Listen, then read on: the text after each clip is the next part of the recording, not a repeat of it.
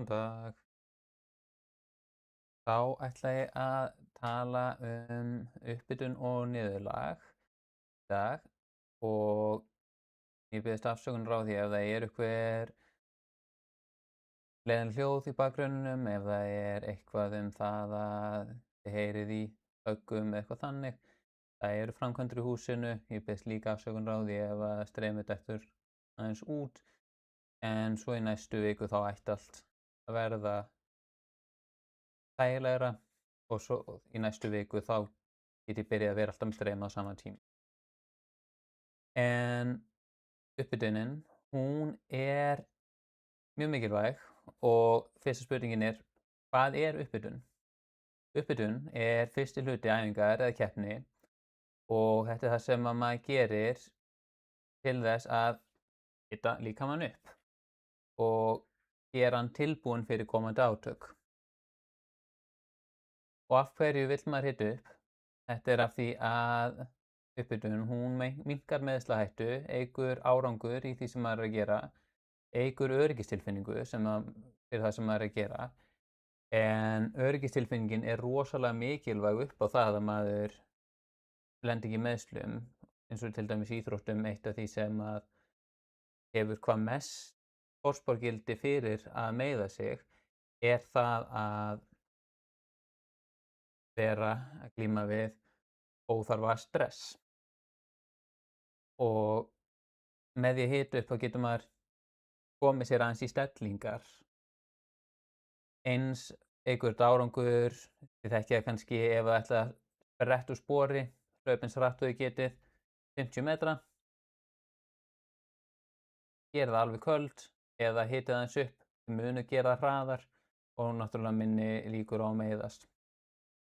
Við hreyfinguna þá eykst blóðflæði vöðva þannig að það komast fleiri næringarefni til vöðvana. Einnig hjálpar blóðflæði við að losa úrgangsefni, til dæmis koldíoxíð sem að safnast upp í vöðvum þegar að vöðvarnir nota bruna til þess að búa til orku. Brunahvörf eru hvörf þar sem að maður notar súrefni til þess að brenna einhverju efni og þá myndast vatn og það myndast koldíoxíð og svo myndast orka. Og þessi orka er notuð til þess að halda okkur gangandi.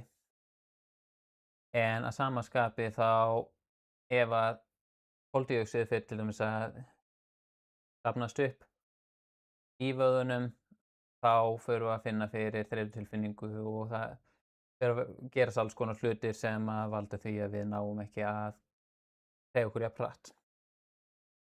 Þess vegna er mjög gott að koma blóðrásinni aðeins af stað áður maður byrjar á átökunum.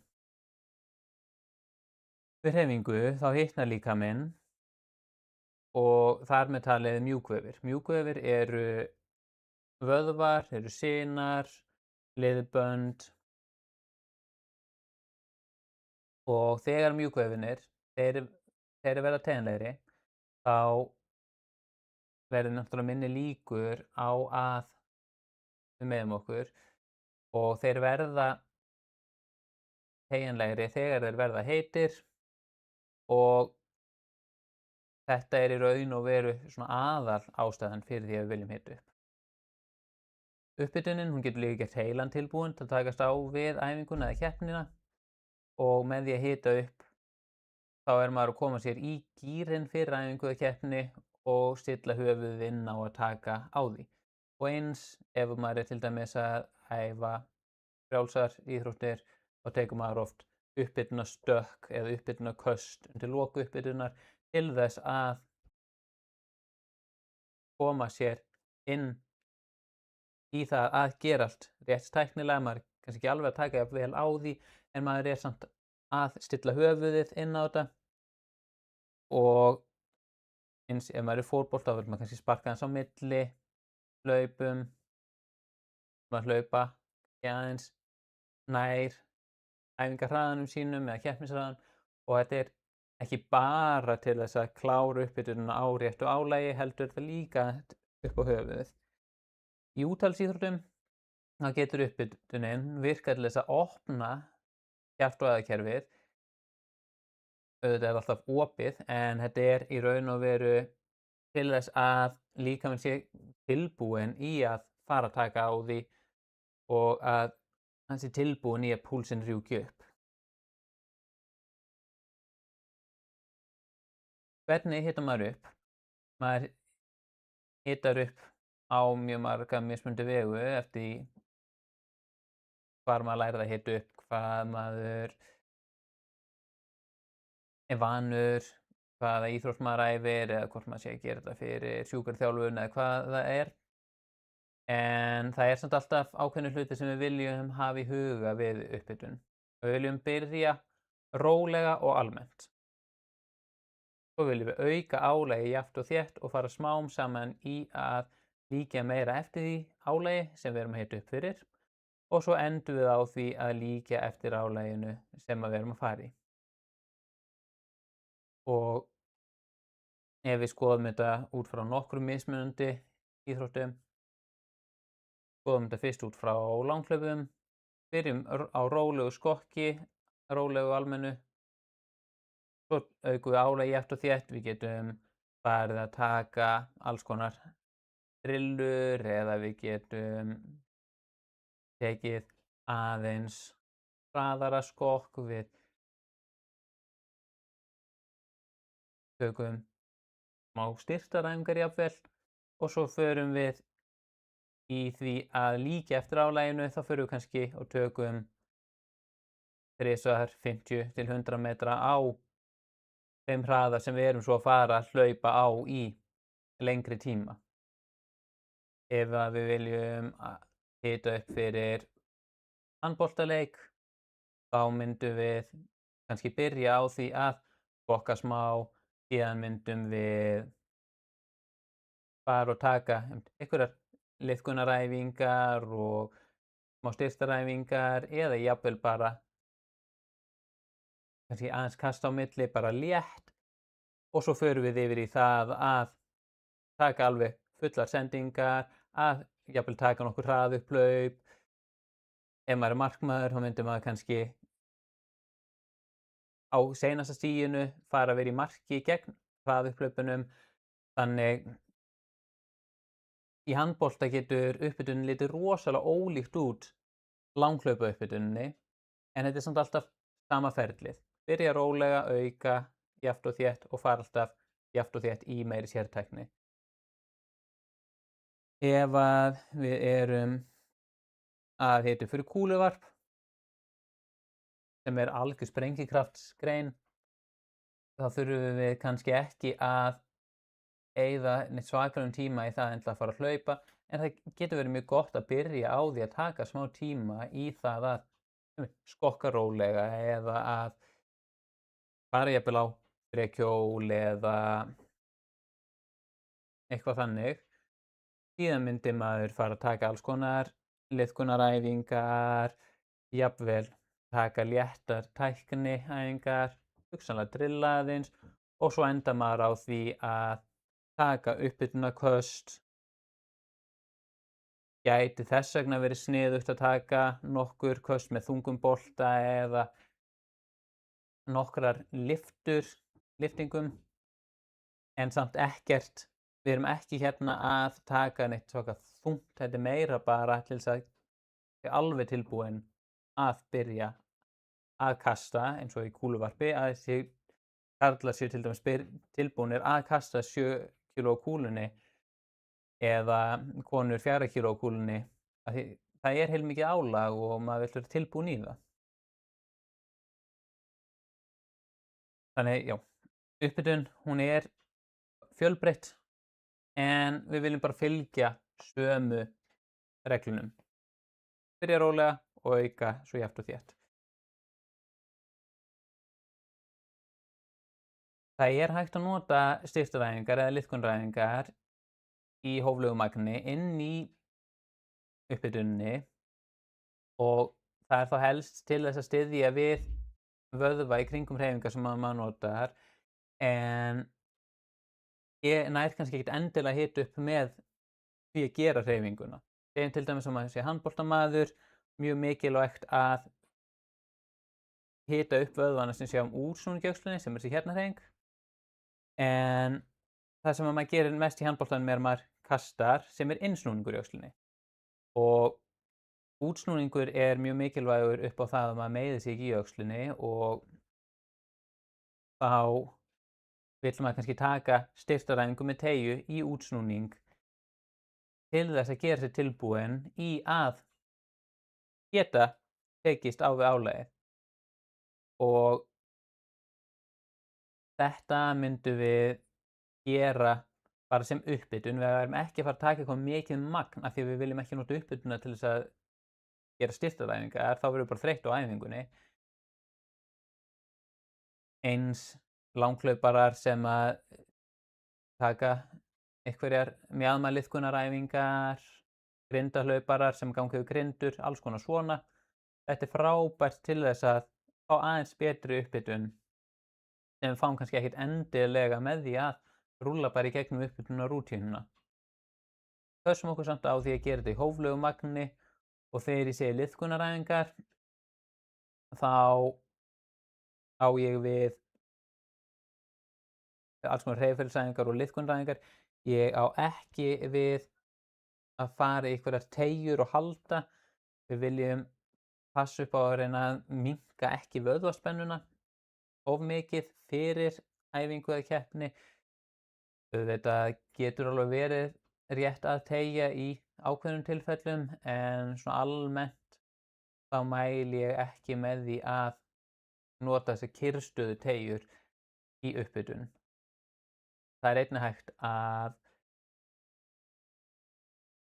nudda í upphitun og þá er það eitthvað sem að ég mæli ekki með að maður prófi í fyrsta skipti þegar maður er að fara að keppa til dæmis. Og nuddið er í raun og veru ekki svakalega góð upphitun, heldur er það meira bara svona til þess að losa aðeins einhvern stífleika eða eitthvað þannig. Við erum ekki að fara í eitthvað svakalega triggerpunkta nudd eða neitt þannig. Þetta er meira bara svona almennt 5 til 10 mínútur max og aðeins bara til þess að auka vellíðan. Við viljum ekki gera of mikið af því að þá verður maður jafnvel aumur eftir nuddið. Við viljum ekki gera of mikið af því þá myndum við minnka vöðvaspennu of mikið. En að sama skapi þá getur alveg hjálpað en nuddið er aldrei í raun og veru upphitun af því að þó að nuddið eykur vöðva, þó að nuddið eykur blóðflæði til vöðvana, þá viljum við nota hreyfingu til þess að auka blóðflæði meira og ná hita af því að hreyfingin hún gerir miklu meiri hita inn í okkur.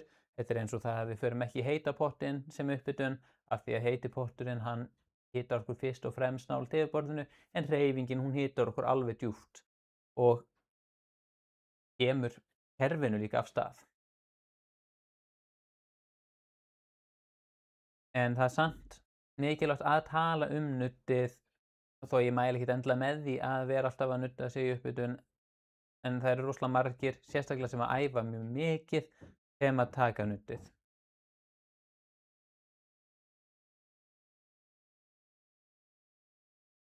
Síðan ætla ég að fara líka yfir niðurlag í æfingum og niðurlag er það í raun og veru að taka það sem við köllum virka endurheimt í loka æfinga til þess að klára æfinguna, ná sér niður og hraðar á endurheimt.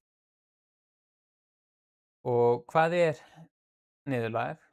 Já, það er að það getur verið svo margt. Það getur verið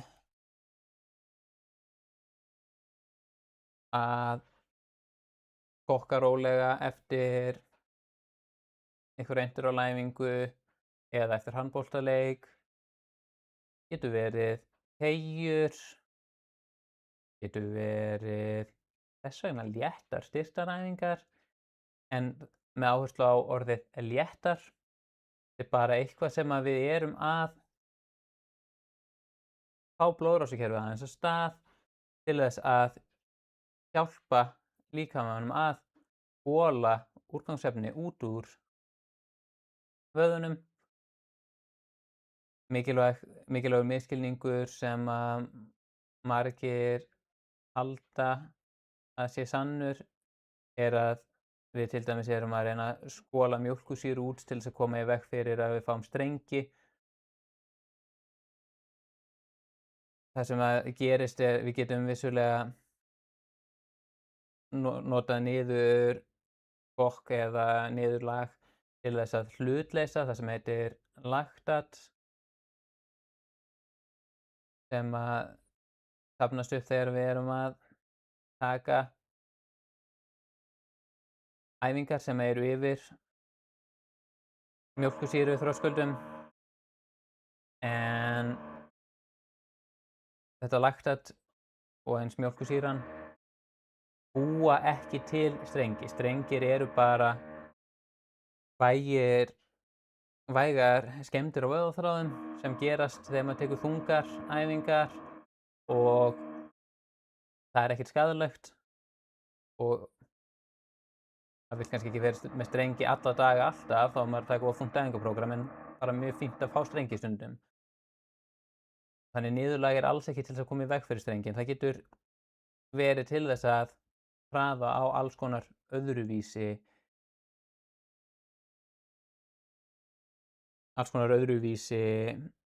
endurheimt. Af því að vöðvarnir þeir verða líka bara þreyttir og